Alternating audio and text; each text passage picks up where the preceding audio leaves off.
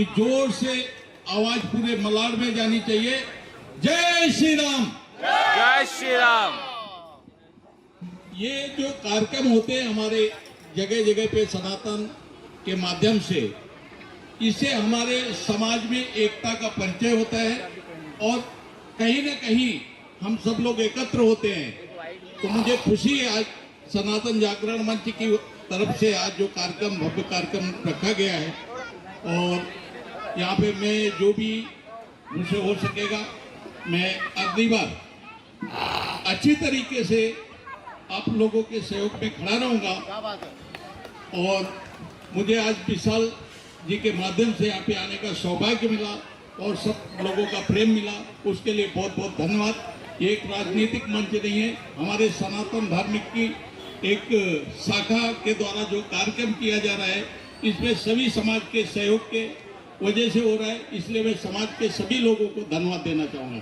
जय श्री राम, वंदे मातरम। छोटे छोटे बच्चे हमारे साथ हैं, तो अभी जो कर्तव्य करके दिखाएंगे तो आपको रियलाइज होगा कि बच्चों को आजकल की जनरेशन में मोबाइल, वीडियो, टीवी से ये सारी चीज़ें ज़्यादा इम्पोर्टेंट होती है, जिससे बच्चे आपके बीमार भी नहीं पड़ेंगे और आपका जो सेविंग अमाउंट है, जो डॉक्टर जो जमा करते हो पूंजी, मेहनत करके दिन रात काम करके, और वो अपने बच्चों के पीछे दवा खाने में, डॉक्टर के यहाँ जहाँ लगाते हो, वो एटलीस्ट आपका बच जाएगा अगर आप एक फिटनेस फील्ड में या मार्शल आर्ट या जिम्नास्टिक्स या कुंफू आप सिखाते हो तो मैं चाहूँगा, यही मैसेज देना चाहता हूँ कि अपनी लड़कियों को स्ट्रॉन्ग बनाइए।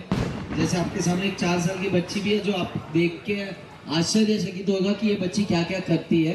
तो प्लीज़ ये मैसेज है कि फिटनेस पे फोकस करिए, तो आप स्ट्रॉन्ग बनेंगे और स्वस्थ रहेंगे तो बहुत आगे जाएगा हमारा इंडिया। कहना चाहेंगे आज के इस इम्पोर्टेंट कार्यक्रम को लेकर, इस नेक कार्यक्रम को लेकर, और सभी आए हैं, उनका उनके बारे में क्या कहना है? नमस्कार आप सभी का। आप हर साल हमारे सनातन जागरण मंच के कार्यक्रम में आप हमेशा आ जाते हो, सब काम छोड़ के। आप 7 बजे से यहाँ पे हो, सब काम छोड़ के आप यहाँ पे 3 घंटे से आप आए हो। मैं यही कहना चाहता हूँ, ये सनातन जागरण मंच जो मैंने स्थापना की थी, मैंने वर्मा जी के मार्गदर्शन के, उनका आशीर्वाद से मैंने की थी। उनके जो हमेशा मेरे प्रोग्राम आते हैं, उनका जो मैं स्पीच सुनता हूँ सनातन धर्म के बारे में, इससे मेरे को अंदर की आत्मा जागी और उनको बोला कि एक हिंदू युवाओं के बारे में कुछ करना चाहिए, इसलिए मैंने ये संस्था की स्थापना की थी। आप सभी का है उसका धन्यवाद। और यहाँ के सभी रहवासियों को रामनवमी की आखिरी शुभेच्छा। सर, किस तरह से आप जनता को शुभकामनाएं देना चाहेंगे रामनवमी की, और आपका जो संदेश आपने अभी जिसका हाथों से संक्षेप में अगर कहे तो? रामनवमी जो है वो महाराज का जन्मोत्सव तो है ही, लेकिन ये शौर्य का दिन है। महाराज ने इतना बड़ा शौर्य किया, यानी रावण जिसने शनि को अपने सिंहासन से बांध के रखा था, सारे 9 ग्रहों को कंट्रोल करके रखा था, अथाह शक्तिशाली, ऐसे रावण के साथ आज जो मैं बीच में कहना चाहूँगा, आज जो युद्ध चल रहा है वो तेल के लिए चल रहा है। आज जो युद्ध चल रहा है रेयर अर्थ के लिए चल रहा है, जिसमें मनुष्य की कोई गिनती नहीं है और मनुष्यों को मारे चले जा रहे हैं, लेकिन उसका कारण व्यापार है, उसका कारण है ब्लड मनी, उसका कारण है ड्रग्स, उसका कारण है दुनिया भर के अवैध बिजनेस जो समंदर से चलते हैं इन देशों के। लेकिन महाराज राम ने किसी रेयर अर्थ या पेट्रोल के लिए युद्ध नहीं किया श्रीलंका से। उन्होंने अपनी पत्नी का जिस प्रकार से अपमान किया सर्वशक्तिशाली रावण ने, और जो अपने आप को ऐसा बताता था कि चारों वेद उसको आते हैं, अथाह ज्ञानी, लेकिन अथाह ज्ञानी के साथ साथ अथाह अहंकारी और महायोद्धा, बड़े बड़े महाबली, उसके यहाँ चाहे मेघनाथ हो, चाहे कुंभकर्ण हो, ऐसे बड़े बड़े दैत्य जिसके लिए काम करते थे, किसी की भी हत्या कर सकता था। जब ऐसे रावण की अकल ठिकाने के बारे में बात आई, तो वो भी अयोध्या से अपनी चतुरंगी सेना बुला करके और रावण के ऊपर चढ़ाई कर सकते थे, लेकिन उन्होंने कहा यह सामाजिक विषय है। और उस वक्त रहने वाले, वनों में रहने वाले, हम लोग को ऐसा लगता है कि वानर मतलब बंदर होते हैं, लेकिन वनों में रहने वाले नर, वनों में रहने वाले, छत्रपति शिवाजी के महाराज के मावले भी वनों में रहने वाले थे।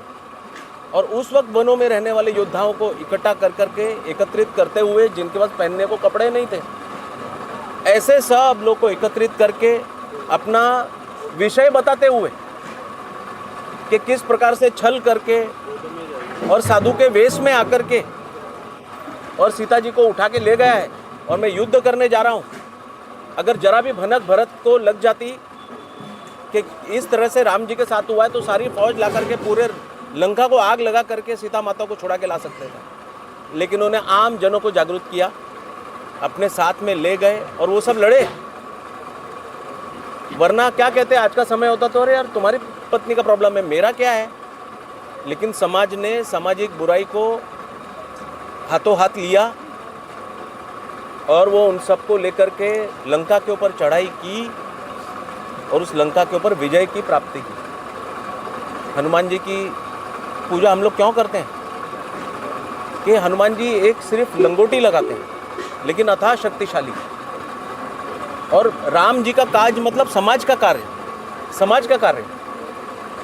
जैसे मुगल आए, मुगल क्या कहते थे कि लूटना है, ये कोई लूट के लिए वहाँ नहीं गए, कोई राज के ऊपर कब्जा भी नहीं किया, लेकिन उनके भाई विभीषण को बैठाया और कहा आगे आने वाले दिनों में तू धर्म के ऊपर चल, अगर धर्म पे नहीं चलेगा तो तेरा भी यही हश्र करेंगे। तो धर्म की स्थापना के लिए युद्ध हुआ है। आज का ब्लड मनी के लिए युद्ध नहीं हुआ है।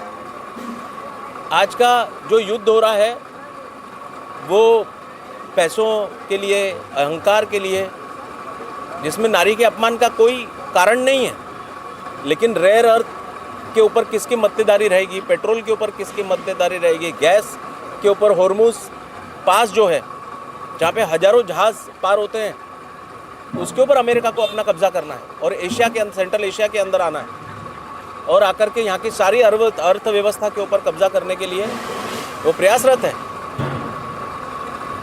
तो उस प्रयास के अंदर आने वाले दिनों में जो मोदी जी ने आह्वान किया 2 दिन पहले, हो सकता है कि उस युद्ध में हमको भी पार्टिसिपेट करना पड़ेगा क्योंकि हमारा भी गला दब रहा है।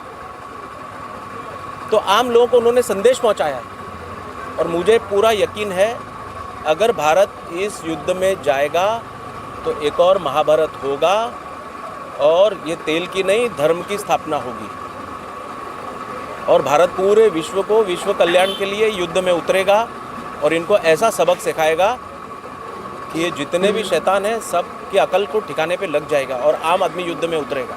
सर, ईरान जो वॉर कर रहा है वो सही कर रहा है, अमेरिका और इसराइल के ऊपर क्या गलत कर रहा है? देखो, ये बहुत बड़ा विषय है। ईरान का जो खुमैनी था वो कोई ईरान का अपना कोई लीडर नहीं था, उसका परिवार भारत में रहता था और यहाँ से उसको ईरान में सऊदी ने बैठाया और सऊदी ने बैठा करके कल अगर कोई अमेरिका से यहाँ पर प्रधानमंत्री धर्मगुरु बन के आ जाए और भारत के ऊपर राज करने लगे और फिर वो बोलने लगे कि महिलाएं घर से बाहर नहीं निकलेंगी क्योंकि मैंने धर्म में पढ़ा है, फिर वो आपके सैनिकों को लगा करके और लोगों को काल कोठरी में डाल दे जिससे कभी बाहर ना निकल पाए, हजारों लाखों लोग की हत्याएं करेगा, तो उसका पाप को तो भुगतना ही पड़ेगा ना, उसके पाप को भुगतना पड़ेगा।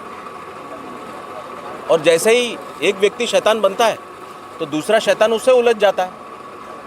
क्यों मोदी जी के साथ कोई लड़ता नहीं है? क्यों उसी के साथ लड़ाई हो रही है? आज हमारे साथ पाकिस्तान, चाइना, अमेरिका तीनों ने मिलकर के युद्ध छेड़ा, लेकिन मोदी जी समझ गए कि आज हमको युद्ध में जाना नहीं है क्योंकि इससे आम जनता को तकलीफ होगी। उन्होंने एक पैर पीछे खींचा जनता के लिए, देश की भलाई के लिए, नहीं तो वो भी ईगो में आ सकते थे ना। खुमैनी भी 10 साल से ये चाह सकता था कि बैठ करके बातचीत करता, किसी को इंटरवीन करता, कुछ भी करके अपनी जनता को बचाता, अपने शासन को बचाता, खुद का बलिदान देके भी बचाता, लेकिन वो तो उसने किया नहीं। जब नहीं किया तो उसका भुगतान उसको करना पड़ा। ये जो तेल का खेल है और जिसमें ये धर्म का इस्तेमाल कर रहे हैं, ये ज़रा भी धार्मिक नहीं है, ये ज़रा भी धार्मिक नहीं है। ये लोगों के बीच दाढ़ी और चोगा पहन करके आ जाते हैं और आम जनता को आह्वान करते कि तुम धार्मिक रहो, लेकिन अगर आप इनके पर्सनल अगर आप इसमें जाओगे तो सब खाने पीने वाले लोग हैं, माँ मूर्ख बनाने वाले लोग हैं और भारत के लोग ज़्यादा ही मूर्ख बनते हैं। कहीं भी बारिश होगी तो यहाँ छाता खोल देंगे। एक दिन ऐसा ही होगा, ट्रेन और प्लेन भर भर के उनको वहीं भेजना पड़ेगा जहाँ बारिश हो रही है, जहाँ ये छाता खोल रहे हैं, वहाँ पर इन सबको दफ़ा करना पड़ेगा। वो पाकिस्तान का असीम मुनीर ने बुलाया, उनको ईरान की बड़ी याद आ रही थी, तो उसको बोल दिया जिसको याद आ रही है चले जाओ वहाँ। इधर फिलिस्तीन करते घूम रहे थे, लेकिन एक भी नहीं गया। बोले हमको मोदी जी टिकट देंगे तो जाएंगे। अबे तेरे को जाना है तो तू जा, जाने वाला तो कैसे भी जाता है ना, तो गए नहीं कोई भी। लेकिन कांग्रेस और लेफ्टिस्ट इस भारत में ऐसे हैं जो भारत विरोधियों को पालते हैं, पोसते हैं, उनको बड़ा करते हैं और भारत विरोधी कामों में उनका इस्तेमाल करते हैं। तो भारत में छुपे हुए ईरान पसंद लोग, पाकिस्तान पसंद लोग, ये सबको एक दिन स्पेशल फ़्लाइट कर करके वहाँ भेजना पड़ेगा। और जब वहाँ जाते हैं तो जल्दी भारत आने की पड़ती है। अरे जल्दी बुलाओ, फोकट में बुलाओ। यहाँ रहेंगे तो वहाँ की याद आएगी, वहाँ रहेंगे तो यहाँ की याद आएगी। तो ये लोग को खुद को समझ में नहीं आता है कि करना तो करना क्या। तो ये सब कांग्रेसियों के पाले हुए पिल्ले हैं, तो इसकी कोई चिंता करने की ज़रूरत नहीं है। Thank you.